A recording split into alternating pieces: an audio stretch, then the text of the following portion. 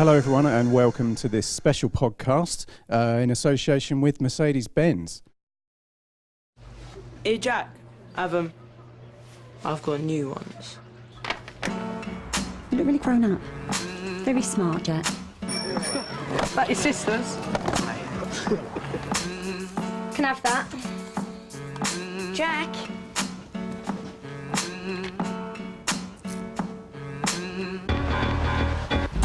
I like the way you work it, no diggity. I got to bag it up. I like the way you.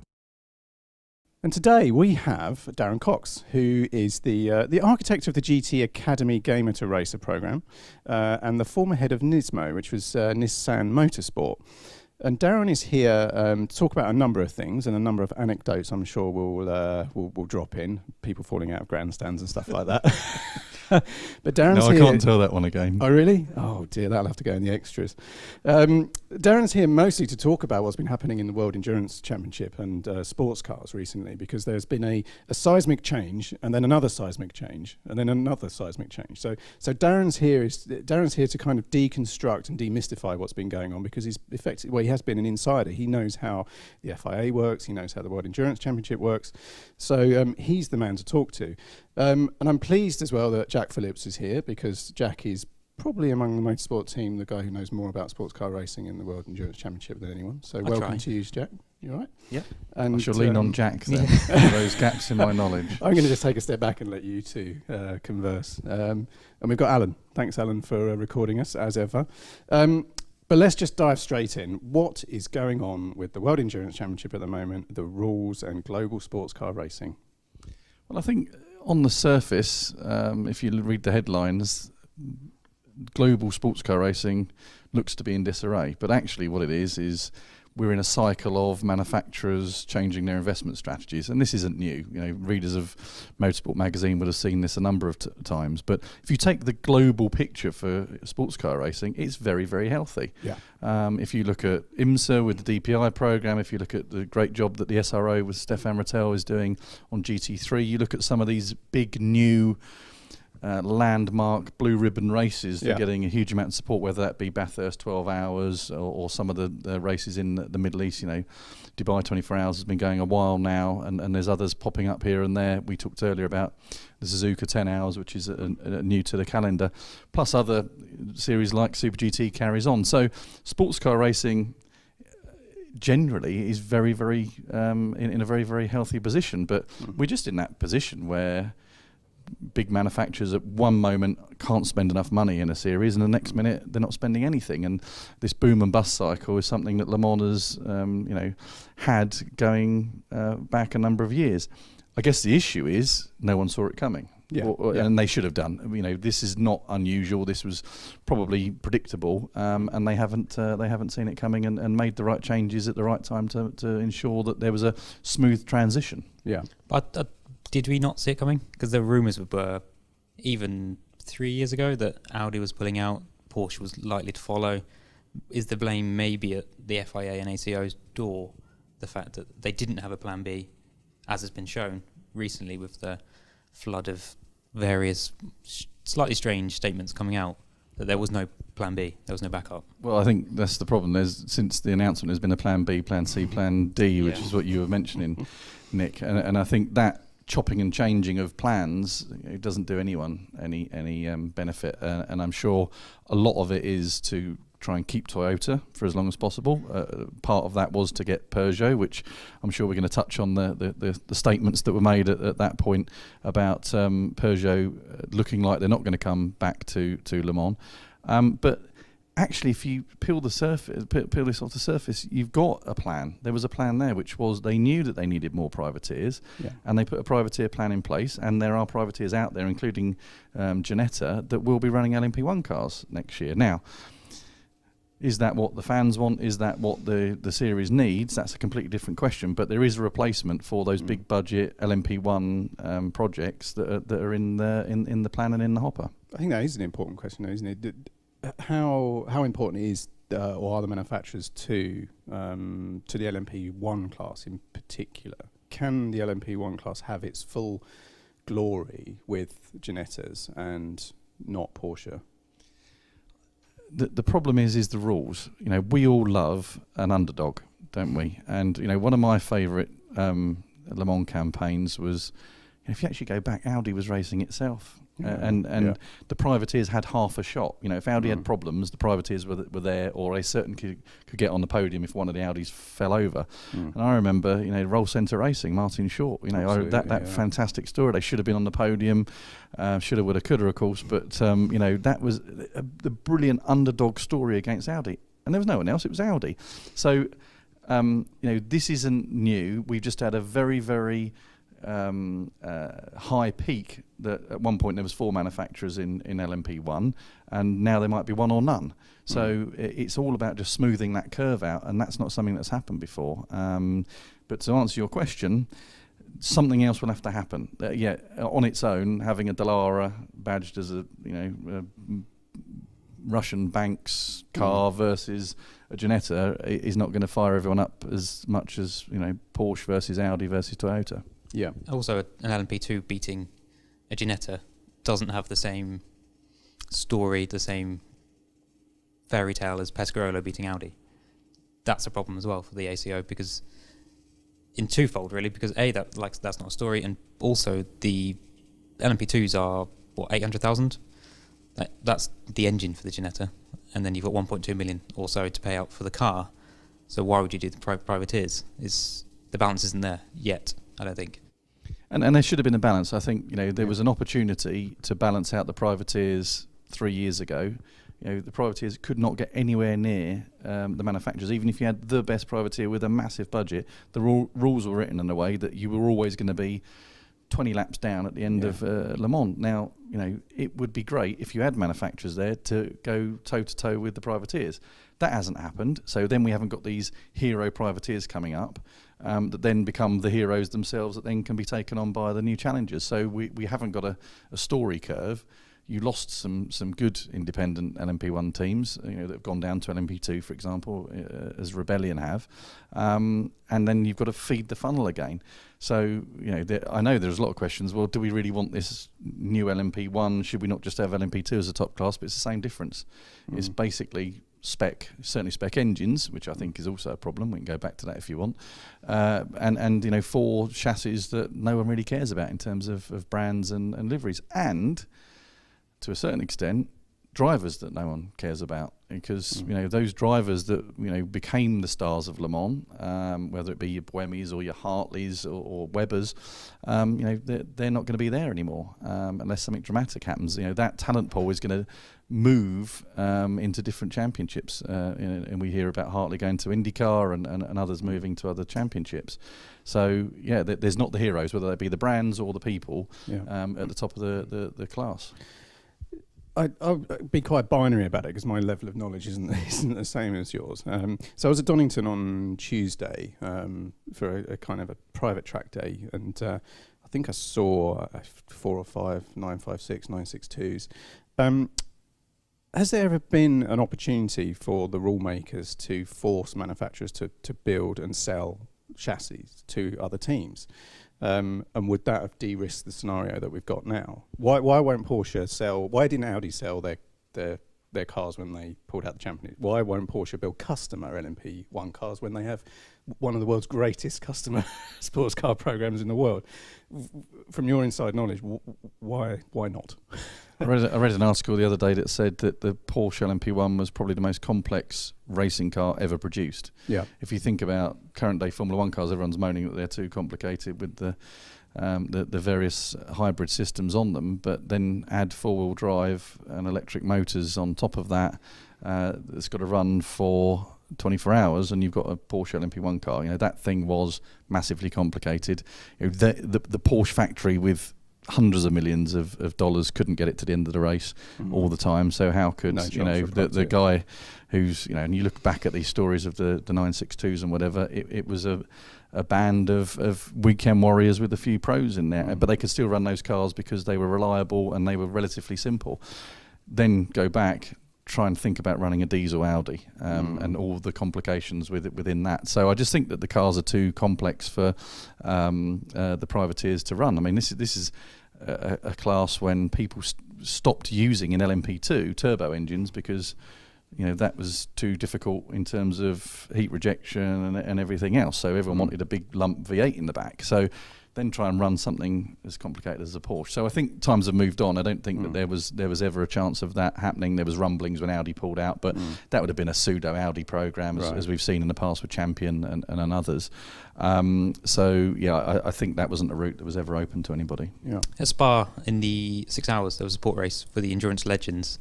The most recent car was a 908. Yes. And that had probably 10, 15 Peugeot shirts around it at all times, keeping it going and alive and getting it onto track.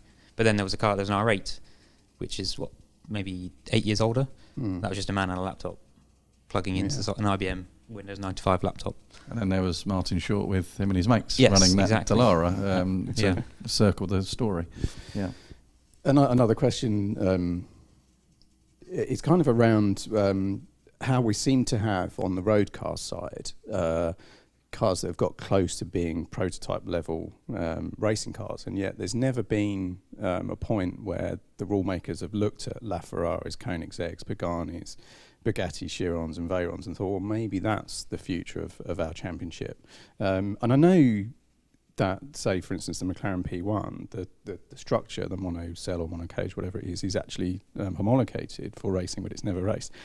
Was that ever tabled in your experience, that there would be a hypercar class that would eventually move into sports car racing? I know Dickie Meaden wrote a really good piece about that, actually, and saying that should be, he'll never make it as a racing driver. No. That was never discussed, right. and what you've got to think about is, at the time I was sat around the table, the ACO were on top of the world. They had at that point 4 manufacturers in place. Let's be honest, Audi were hosing money at this thing, both on and off track. They basically kept the WEC running, so that's another conversation to be had. You had Porsche spending a lot of money on hospitality. We were doing our own promotions in a different way. And Toyota were there as well, not spending marketing money, but as part of the setup. So they didn't need anything else. This was the guys that they needed to keep happy around the table, and they certainly were keeping Audi happy. They'd been there a long time. They clearly were in the pound seat. They were the ones that discussed the rules first. Audi had a guy full-time, absolutely full-time. His only job was rules. Well, what does that mean? Of course, it only takes so long to read the rule book and work out how it is and give that to the rest of the engineers.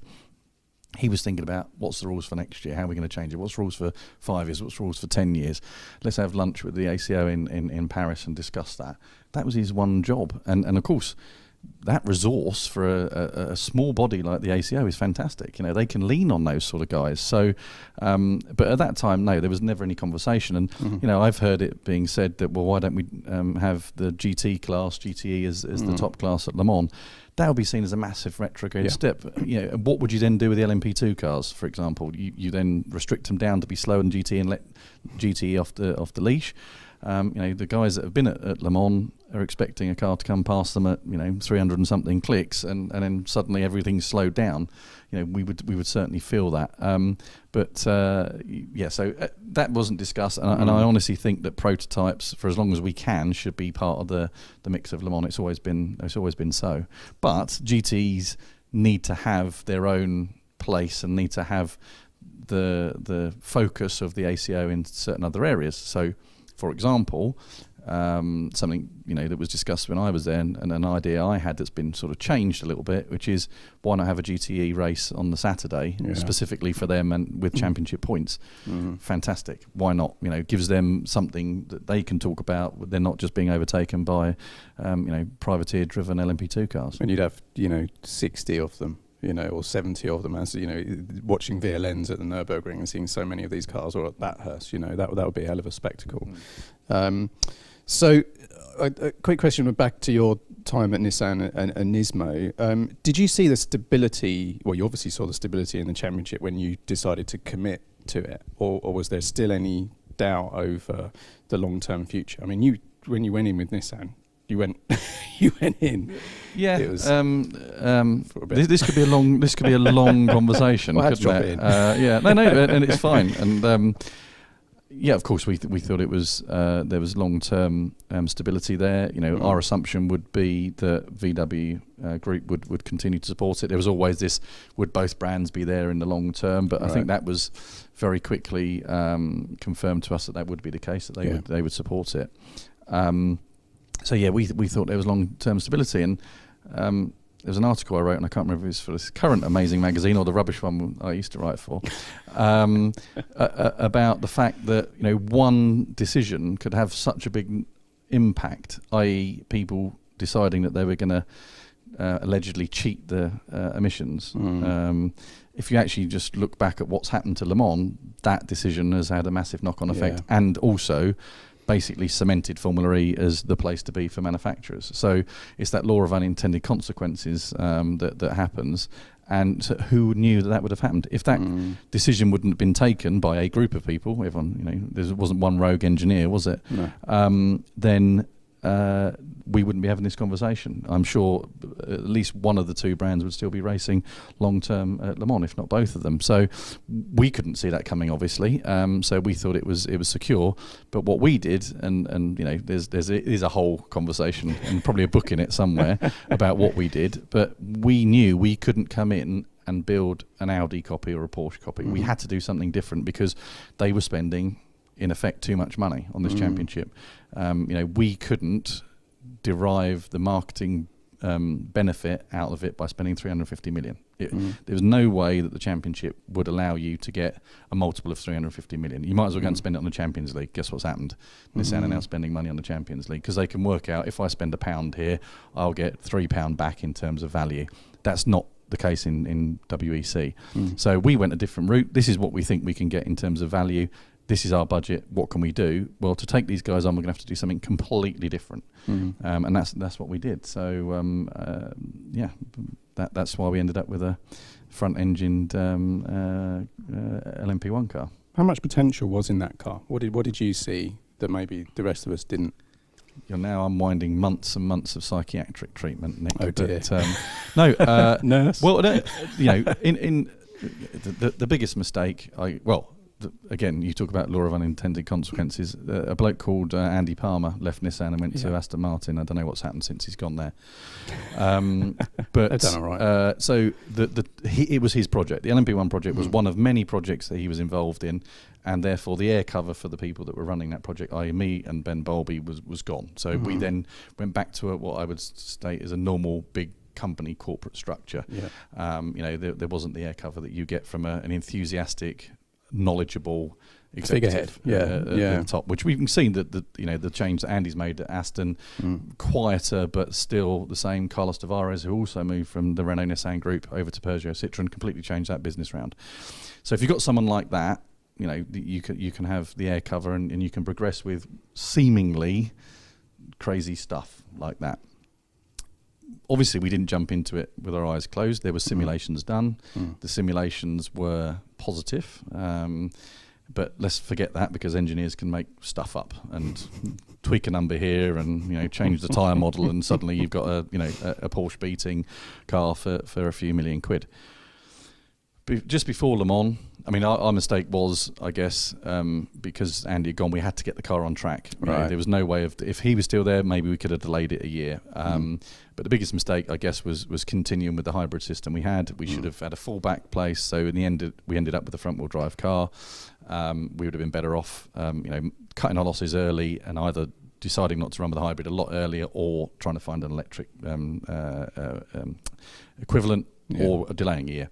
But we went to America, the Corvette testing facility, which has now just gone completely out of my head, probably through that psych. It's really worked. The analysis, just forget all of that. Forget all of that. You don't need to think about it. Think nice shiny lights. Exactly. And something bowl. It will come to me in a minute. Yeah. And it's basically, Corvette have set it up to be a mini Le Mans without the straight. So you've got the equivalent of the Porsche curves, you've got the chicanes and everything else. So we were testing there, and I bought an LMP2 car flew it over in Le Mans spec from Greaves Motorsport. So we'd won Le Mans. It was the tyres, everything was exactly the same as Le Mans. So I could see if these simulations worked or not. We'd have back-to-back data across the two cars, and I could see with my own eyes, that this car was going to be quick or not. When they're on track, it's not difficult. We had, a reasonable driver drive it, Harry Tinknell, who was won a few championships in P2 at that time, and go out and do some laps. The LMP1 car was 5 seconds a lap faster around that circuit with a lot less straights, and of course the LMP1 car was a lot quicker down the straights. So even with my small brain, without a myriad of algorithms for a simulation, the car was quick enough. And literally we boxed that car up. Yes, of course there were still reliability issues, etc., etc. We boxed that car up, and somewhere we lost, in the mid-Atlantic, we lost about 25 seconds. That car, based on that data, just a very simple simulation, if you just extrapolate the lap time, plus getting all that data and putting it into two separate simulation tools, we were doing low 20s, 3-minute 20s, which would have put us exactly. So Gary Watkins, who occasionally puts some stuff into your fantastic magazine, asked me, and he reminds me to this day, so you're going to be quicker than the LMP2s. And I think I used an expletive. Expletive, yes, of course we are, Gary. We wouldn't be here. And we weren't. So that wasn't me giving, if I knew we were going to be slower than the LMP2 cars, we wouldn't have come. We wouldn't have gone to Le Mans. So in a way, it's still sort of, I still question what happened. I mean, there was suspension issues, so the guys were off the curbs. Maybe the curbs were, more severe at Le Mans than we expected. We were breaking rear suspension and etc. Then we lost time on track. It was rain. I mean, you go through all those things, but essentially, we somewhere lost 20 seconds versus the simulation, which is crazy. And then you're dead at that point. And I don't think I've said this publicly, what I'm about to say, but I basically wrote a 10-point plan. This is how we can fix it. The days after Le Mans, and not everyone agreed to that 10-point plan. So I suggested that someone else take on the project, and I'll go and do my own thing. So that took 6 months of conversations for me to leave Nissan. They didn't want me to leave, but I knew that was always going to be a sticking point. That I wanted the LMP1 program to go in a different direction than it did, with a certain way of getting out the issue. And then 3 months after I left the project was canned. Was there ever a thought on, say, Wednesday afternoon at Le Mans to think maybe we should pack up? No, because again, if you remember that year, it was raining on Wednesday. Everyone was saying that the track conditions were really difficult. It was green, so no, there was always a hang on a minute. We'll be all right. We'll be all right. We had a bad test session. We were, 2 weeks previous, but then we hired the Bugatti circuit. The car went, really quick round there. So it's still, there was a lot of bigger brains in the garage than me, and they still can't work out what happened. So the book could be called The Lost 20 Seconds or something, couldn't it? You should serialise it in a motor racing magazine. That's not a bad idea. Nick Mitchell asked, effectively, you've just answered the question that Nick Mitchell asked us, so thanks, Nick, for the question. Although he did add something It's one of my pseudonyms, actually. I just asked myself questions. Did you ask all of these questions? Yeah. You need more analysis, I think, if you're asking yourself questions. Whose idea was it he uses the word alienate. Whose idea was it to alienate a load of fans by having a static car on display at Silverstone in the Manchester City Football Club colours? I never understood the thinking behind that. Well, I'd forgotten about that one.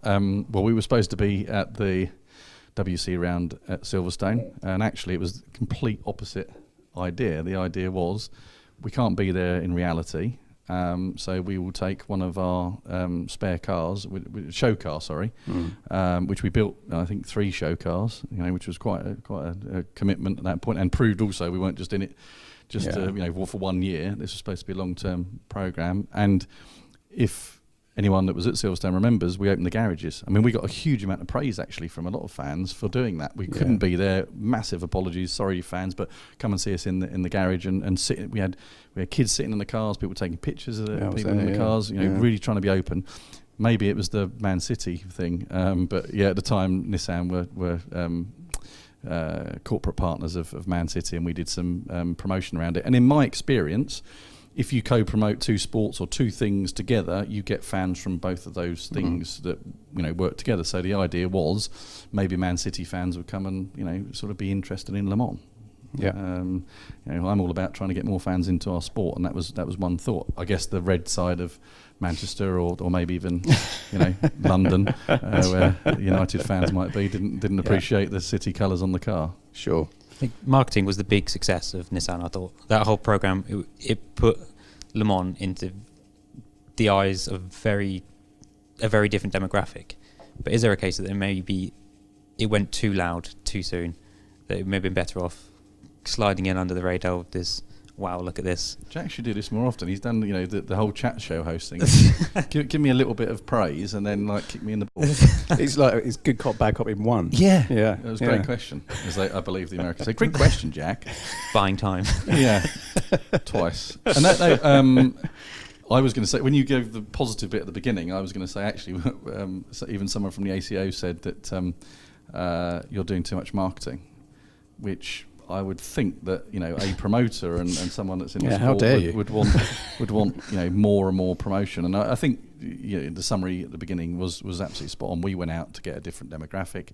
The American guys decided to do a Super Bowl ad in the middle of the Super Bowl featuring the LMP1 car. That was our launch. So there was a whole bunch of people watching the Super Bowl that suddenly reminded about Le Mans, and I'm trying to think about it again because I haven't thought about it in a long time. Did we go too much too soon? No, I don't think we did. I think, I just think here was what I said at the time. So maybe I just refer back to that because I was thinking about it a lot more. The reason we stood out for doing a lot of marketing and perceived as being aggressive was because no one else does marketing particularly well in motorsport. There you go. There's a sweeping statement for you. I can count on my hand how many pieces of motorsport marketing I've been impressed with that have been left field. Mm-hmm. Star Wars with Red Bull in Monaco, BAR putting a car in there's a lot of BAR stuff, by the way, putting a car in a swimming pool, hanging the car up by its component parts, even the zip livery. The zip livery. Yeah. Honestly, there's a whole load of stuff there, and now I need to look down the camera and go, whoever did that is a genius. That is an in-joke, that one. And Audi spent a lot of money on WEC and Le Mans, but what did they do? They did traditional stuff. They got a load of people along, had a fantastic time, by the way. They got a lot of people along to Le Mans who opened eyes, I guess, to Le Mans. They did TV ads when they won. They did, I think, one thing they did which was pretty cool, which was McNish doing the what's it like to be a Le Mans driver, but it was traditional marketing. And I think the reason why we might have rubbed people up the wrong way was we actually did some marketing and we did it in a disruptive way. And I still get people, maybe one of the questions is, why did you have a slide in your hospitality unit at Le Mans? Because why not? Have a bit of fun. We all remember a Red Bull F1 team when they were fun. Right, they used to have the jumping in music, swimming pools, having the Star Wars guys doing crazy stuff. Now they're just another racing team that wins a lot, but doesn't do the marketing. And I think you've got to have that type of mental approach. So what absolutely is not the case was it wasn't a marketing program that was going racing. And I took, there was this German guy, journalist, who was completely anti us, of course, and he was standing outside our garage, and I saw him, so I said, come in. He says, are you sure? So yeah, just come in, come and have a look around. He says, well, I'm not even allowed in the Audi garage. I said, no, come and have a look around. And he couldn't believe the amount of effort we were putting into that program. He had written that this was just a marketing stunt. Then he comes in, we've got 3 sets of bodywork per each car ready out the back. We've got, I don't know how many people we had because we were bringing people in, all the time to catch up. We had, 120 people on site working on the cars to get that ready. And he went out there and said, I take back what I said, this is a proper racing effort. And everyone in that garage, you look at anybody in that garage, they're racers. I mean, next weekend, I was just saying to Jack, I'm doing Spa 24 Hours, for example. I'll leave that hanging. Ben Bowlby, a racer at heart. Ricardo De Villa, unrivaled background as an engineer. There wasn't people in there that are not racers, that are corporate suits in there going, right, just make sure you get our brand across, guys. It wasn't. It was make that car go faster. Why didn't anyone continue the work that you'd started on the marketing side? Not NISMO or Nissan, but Porsche or Audi or Toyota? Because it felt like, when I was there at Silverstone, for instance, and there were kids climbing in and out of the car, all I could think about was me as a 6-year-old getting on Barry Sheen's bike at a bike show, and this was one of the most inspirational things ever, you know. But then when I went back after you guys had left, the doors were still pretty much closed, really, for a Porsche and Audi. It must be depressing, surely, that nobody picked up on what you were doing. Well, it's like I took the baton, you know. I wrote a piece for you guys recently talking about, you know, the experience at Silverstone as a Grand Prix, and I think Liberty will make some big changes, and they'll make a positive impact on the sport. But at the moment, their F1 experiences is a bunch of celebrities and execs driving around in two seats. Yeah, well, that's no good for the fans, apart from the fact there's a load of noise, which is because I think they're V10s, aren't they? Yeah. So I think, it's just a mentality thing, and I go back, and I was having a bit of bants on so down with the kids on Twitter last night that Karun Chandok was quoted saying, a great way of coming into motorsports through esports. Well, I said, someone should have thought of that. And what I put afterwards was, I'm still surprised no one's done another GT Academy. I mean, it's obvious. Why hasn't anyone done that? So I guess it's, and we went to Porsche, we went to some LMP1 marketing meetings, and I didn't go to all of them. You know, one of my team went, but the Porsche guys going, we love what you do. It's fantastic. Well done. We could never get away with that. It's just a corporate culture, isn't it? That happens. You get corporate culture of Red Bull at the time they're doing all that crazy stuff was go and do crazy stuff. BAR was go and do crazy stuff. We've got a lot of fag money. How can we spend it? Literally, we were. You know, we can't spend money on media. And I'll give you an example, just in terms of how it worked. We had a massive marketing campaign set up. I mean, like blow anyone away.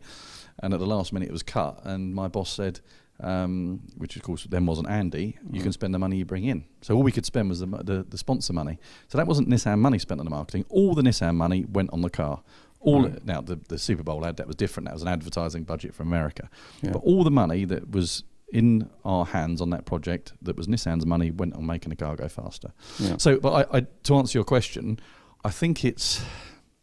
Is it top down again? Does it need an Andy Palmer? It needs absolutely, absolutely. And I also think, you know, that, as you know better than anyone, Nick, you know, the media world's changing, and I think more and more people are going to have to do this. It is easy to put an ad in the Telegraph the following day after you win a race, and tick a box because your CEO reads that paper, so he sees it. Try and do what we've just discussed at Silverstone, letting people in the car or whatever. It's like, well, what value did I get out of that? Well, I don't know how to measure it, boss. Okay, well, that was a bit of a waste of time.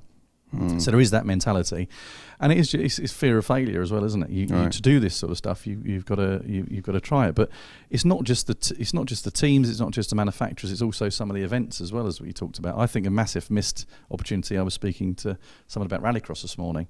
You know, Ken Block's not in rallycross in Europe, or whatever it's called, the world. That's a massive missed opportunity. Why didn't rallycross do more with Ken Block? He gets millions and millions of views of what he does. Why wasn't there that crossover of Ford doing it, or IMG, or Block and his team himself to make that crossover? So the numbers didn't stack, so they've pulled out. So there's, I mean, you guys think about it. What the shining examples of motorsport where you go, that's a brilliant piece of marketing. That's a great piece of promotion that will help our sport. Because it was almost dirty. What you're marketing this? You're doing PR around it. You know, people sort of. But that's the whole point, is to push our sport forward. Because, and the example I use is Nitro Circus. I don't know if you see that. I've seen it. Yeah, but a bunch of crazy dudes jumping stuff in indoor arenas. Saw a guy in a wheelchair do a backflip. Yeah, and they do it in. They do amazing. I know, and they do it in shopping trolleys. And yeah. I mean, it's just those little micro scooters. Yeah, exactly. Yeah, that. When I was a kid, my dad took me to Brands Hatch, and my Nitro Circus was a club race where a wheel fell off the car and nearly hit my brother on the head as it came across the fence. And you know, it was wet and windy and the food was rubbish, but that was the entertainment that was available. Now we can go to the O2, sit in our nice comfy chair, order our super-size Diet Coke and popcorn, watch a bunch of Stays in crazy experience. blokes with fireworks and loud music do that. So entertainment's changed. So motorsport's got to change with it, and I don't think that we have. So I just asked that question. What do you think, what's the best piece of marketing, non-Nissan GT Academy type of thing, that you two have seen? I don't know. Sometimes I feel too close to it. I'm not sure if I can pick one thing out, but I would probably, I'd identify a theme that is being ignored, I think, by most organisers, and that's the idea of reminding adults what it was like when they were kids and they were first starting to get into motorsport, and reminding people just how pure that experience is of being a kid and climbing on Barry Sheen's bike, or even seeing your hero, in a paddock. We've kind of forgot that, and it's the long term gains you get for that. I mean, I can still trace back my passion for motorsport to those tiny little moments, and I didn't climb in an LMP1 car. If I probably would have fainted if I was given the chance to get in a 956 or something like that. So first of all, I think manufacturers should just kind of filter out a lot of the crap and the BS that goes on, and just think, what would a 6, 7, 8-year-old be really excited about what I have been excited about, and then lay it on, during the weekend's activities. And then I think, we're obviously going to go on to esports, but what we've got at the moment in the modern age is the opportunity to inspire the next generation of motor racing enthusiasts via gaming, which we didn't have, when we were kids. And I think it's naive to poo-poo the opportunity that there is with esports to trigger that what will ultimately be a lifetime passion for the sport. Most people get into motor racing don't get in and get out. You get in and you're there until the day you pop your clocks, So I can't identify one apart from the glorious work at NISMO during the I was going to say the Calsonic era of R32 GTRs, actually.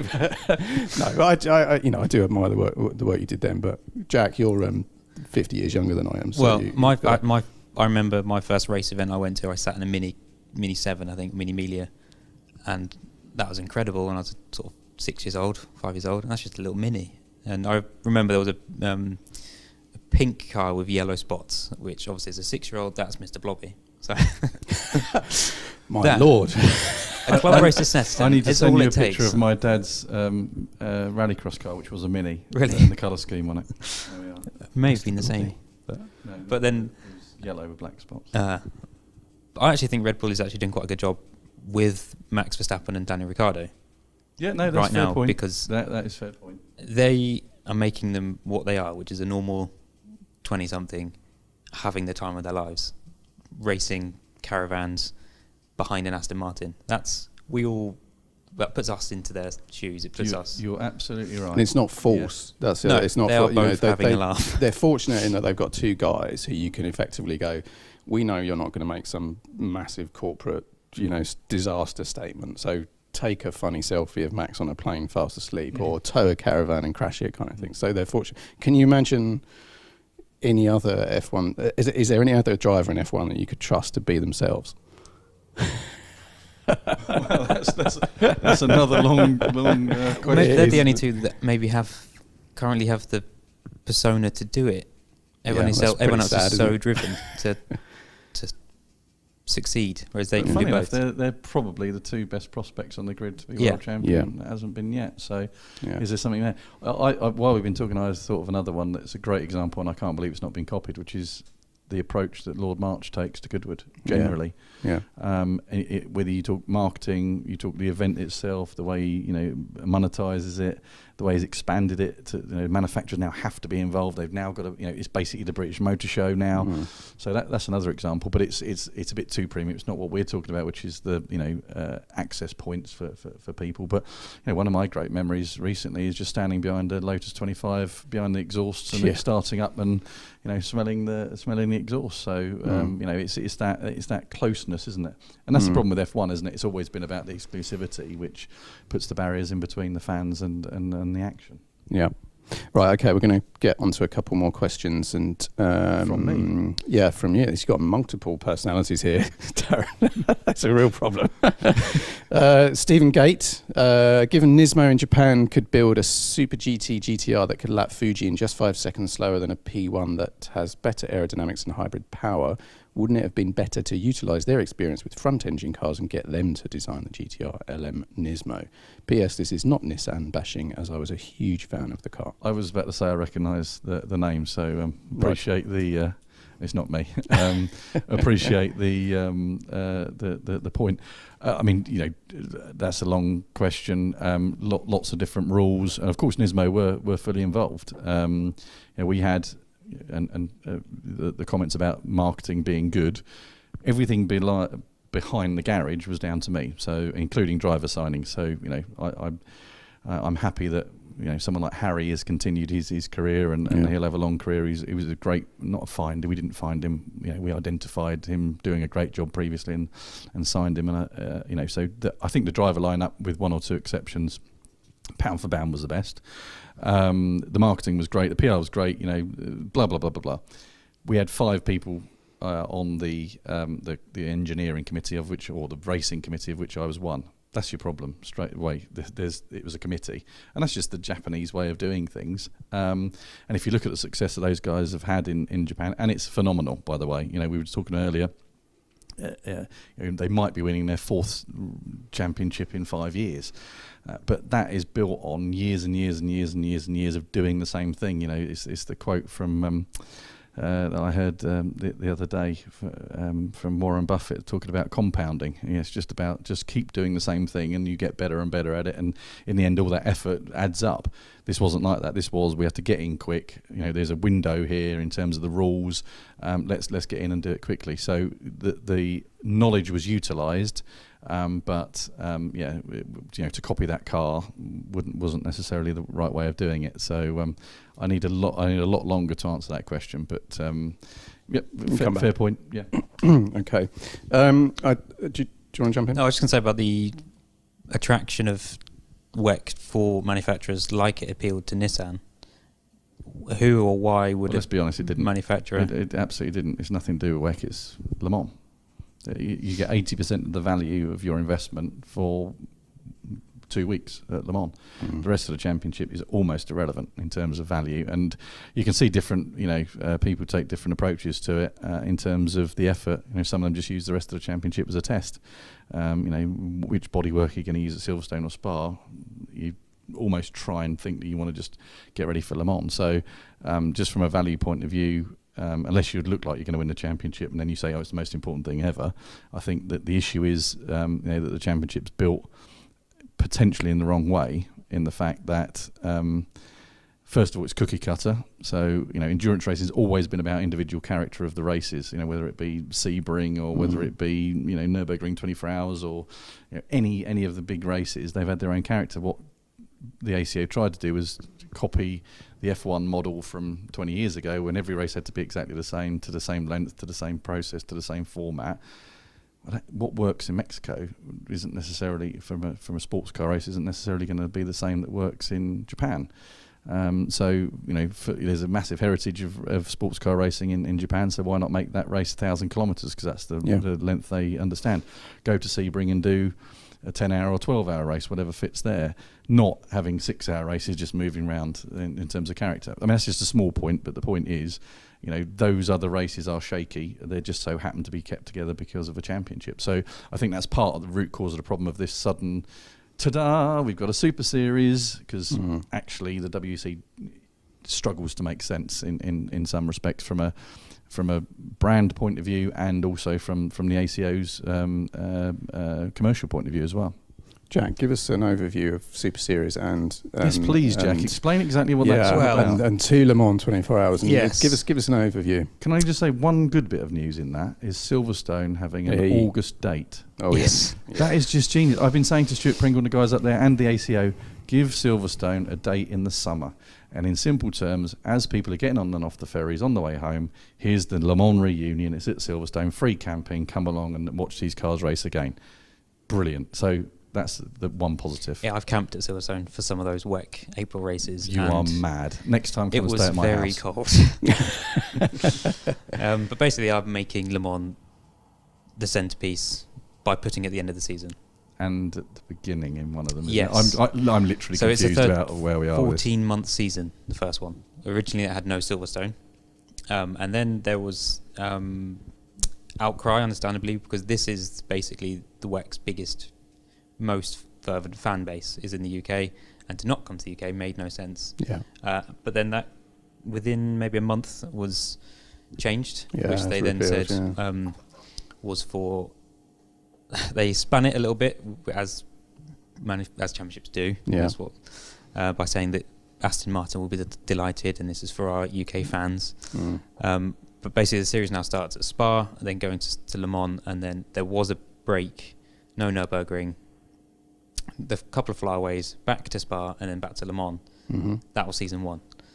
So it was still a huge expense, but they made it, because there were bigger gaps, they could freight cheaper, it was all this economical. It made more sense for the manufacturer, supposedly, but it didn't make sense for the fans.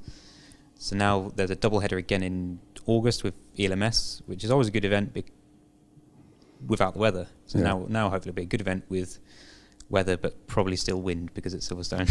So if you won both the Le Mans races, You had the World Championship, because you'd have 2 double point races. Yeah. It's just kind of offering it to Toyota.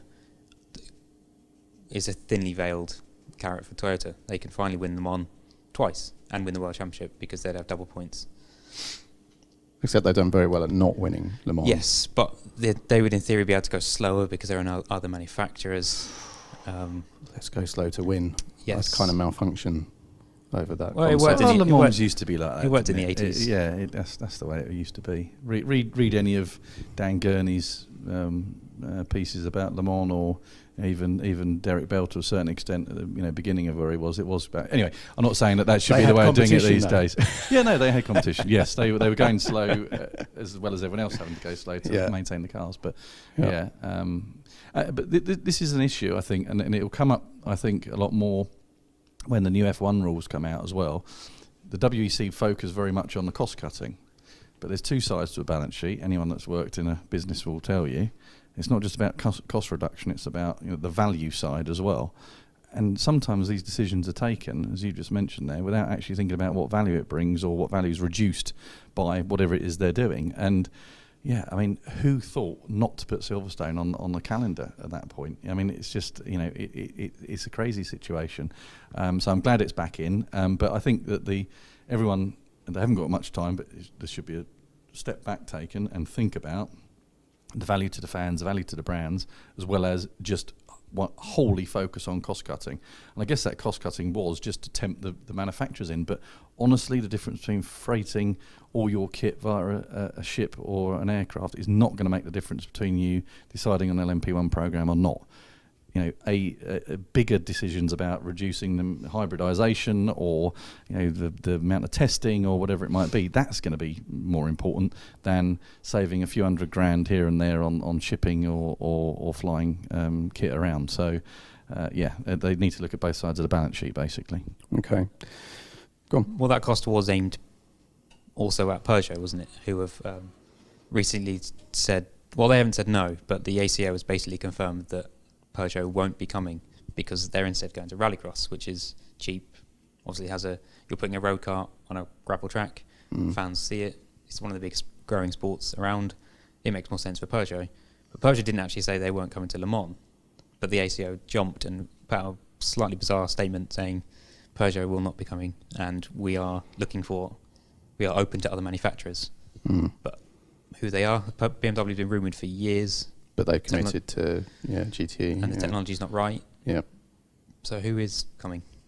Who is coming? Well, actually, if we're going to get the crystal ball out, you need to get the crystal ball out. So we're coming towards the end now, but this is where we go into the stuff that maybe makes the traditional motor racing enthusiasts feel a little bit uncomfortable. But with your experience and expertise of GT Academy, World's Fastest Gamer, in 10 years' time, is the world motor racing champion going to be more famous and more valuable than the world Formula One champion?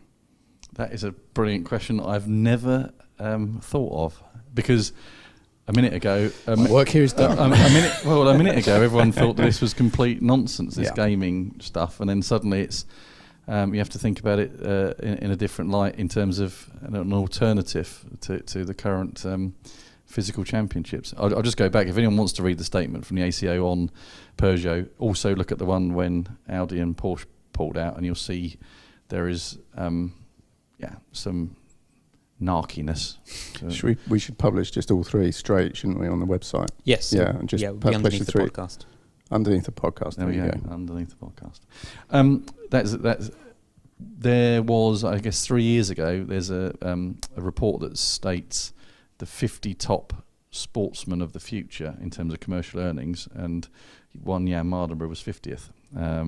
So there was a recognition that gaming was a big thing at that point. And if you look at gamers that are playing games that most people that are watching this podcast never heard of, League of Legends, and this type of game, they're earning millions. I mean, these kids are earning millions of dollars through prize money and endorsements and everything else. And it's quite a hidden culture at the moment. We've seen recently, in the last 18 months, a lot of people dabble in the gaming and esports. One kid won $220,000 in Las Vegas for winning the Formula E event.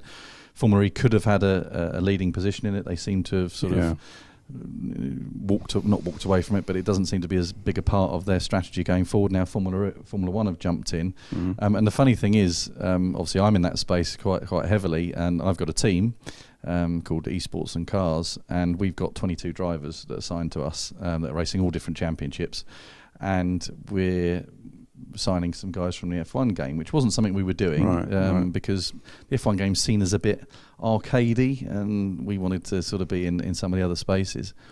And I literally, before I came on, I had a phone call from one of the dads that we're looking at signing this guy, and he's basically a karting dad. They think that their son's going to be the next big thing, but it's going to be in the esports world. I think this is a few years away from that actually happening, but the momentum is there, absolutely. I hope, because of course I'm in this space, but I'm a traditionalist, and I'm as you know, I care about the history of our sport, and historic racing is very important as well. I think the rise of historic racing gives us some comfort that there's always going to be those of us out there that will want the real thing to carry on. And yes, we'll all get annoyed that Formula E is suddenly going to be the place where all the manufacturers are.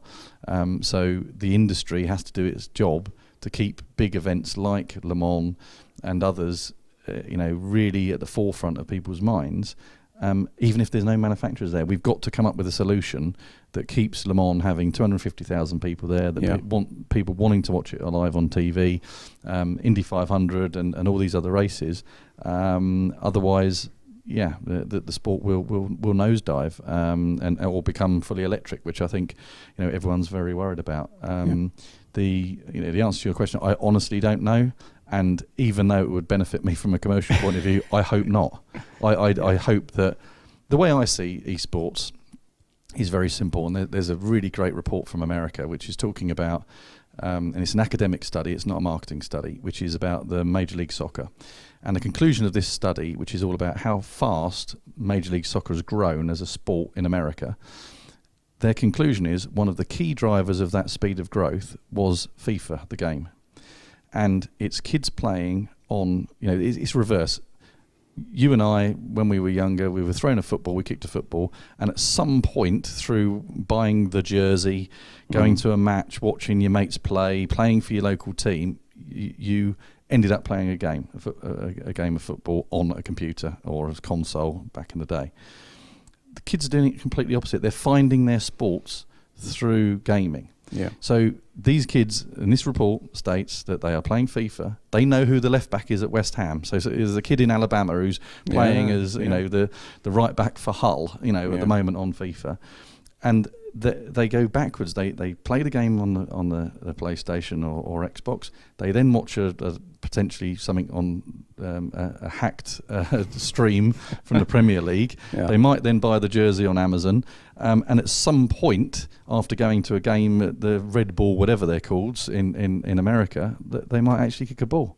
Yeah. So we've got to get our heads. It was something you said right at the beginning. We've got to go heads around.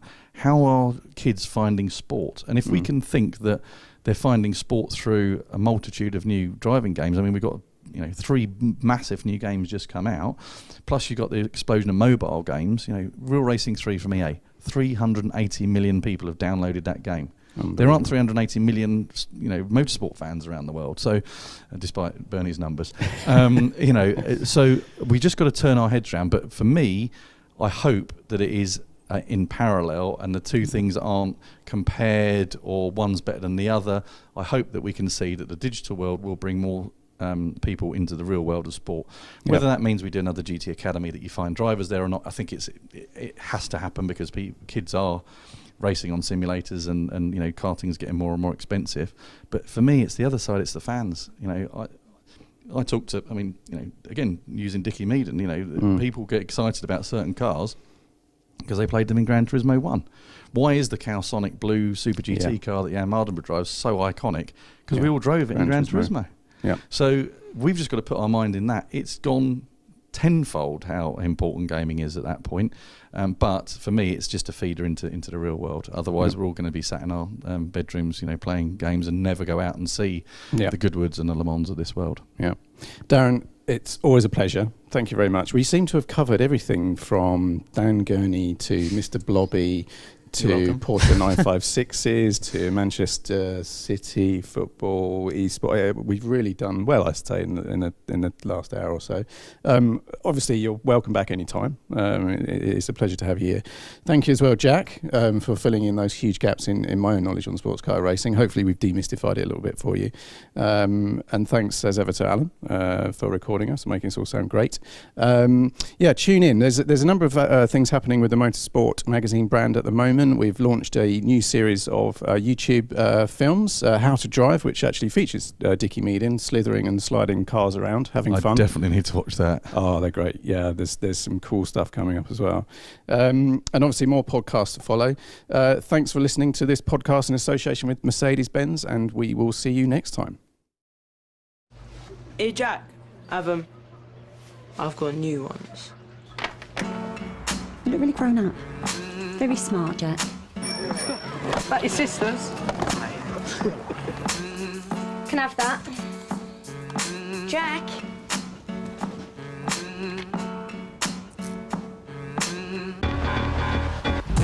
I like the way you work it. No diggity. I got to bag it up. I like the way you